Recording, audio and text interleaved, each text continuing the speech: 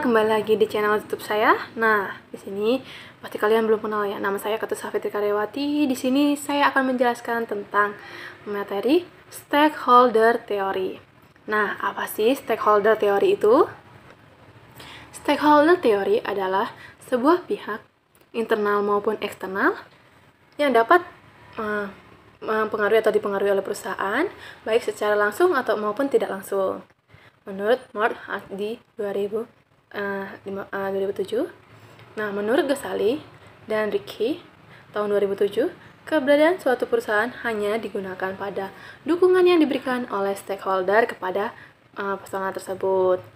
Nah, stakeholder teori, perkembangan teori stakeholder diawali dengan berubahnya bentuk pendekatan perusahaan dalam melakukan aktivitas perusahaan. Ada dua bentuk dalam pendekatan stakeholder theory menurut Budiman Cipaka 2015, yaitu all corporate relation dan new corporate relation. Lalu apa sih corporate relation itu? Nah, corporate relation menekankan pada bentuk pelaksanaan aktivitas perusahaan secara terpisah, di mana setiap fungsi dan dalam membuat perusahaan dalam melakukan pekerjaannya dengan kesatuan di antara fungsi-fungsi tersebut. Nah, bagian produksi hanya berkutat bagaimana memproduksi barang sesuai dengan target yang dikehendaki oleh manajemen perusahaan. Bagian pemasaran hanya bekerja berkaitan dengan konsumen tanpa mengkoordinasi satu dengan yang lainnya. Keberhasilan usaha suatu perusahaan ditentukan oleh manajemen perusahaan yang berhasil dalam membina hubungan antara perusahaan dengan para stakeholder. Stakeholder tidak hanya terdiri dari investor dan kreditor, tetapi juga pemasok, pelanggan, pemerintah, masyarakat lokal, karyawan, badan regulator, asosiasi perdagangan, termasuk lingkungan hidup sebagai bagian dari kehidupan sosial. Nah, untuk new corporate relation menekankan kolaborasi antara perusahaan dengan seluruh stakeholder sehingga perusahaan tidak hanya menempatkan dirinya sebagai bagian yang bekerja secara sendiri dalam sistem sosialisasi masyarakat, karena profesionalitas telah menjadi hal utama dalam menjalani hubungan ini.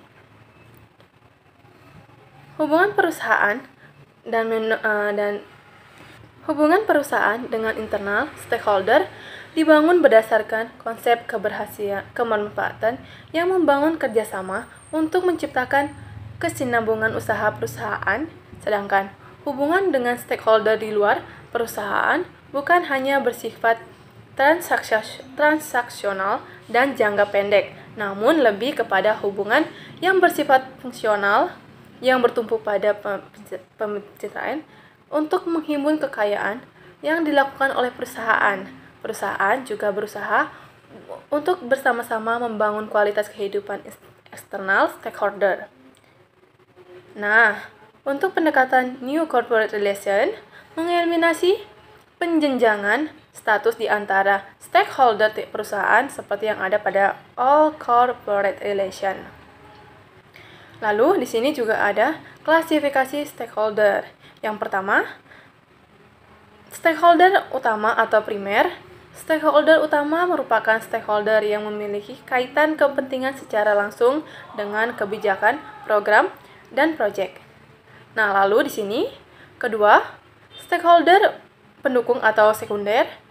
Nah, stakeholder pendukung atau sekunder ialah stakeholder yang tidak memiliki kaitan kepentingan secara langsung terhadap suatu kebijakan, program, dan proyek, tetapi memiliki kepedulian atau konsen dan keprihatinan sehingga mereka turut bersuara untuk berpengaruh terhadap sikap masyarakat dan keputusan legal pemerintah.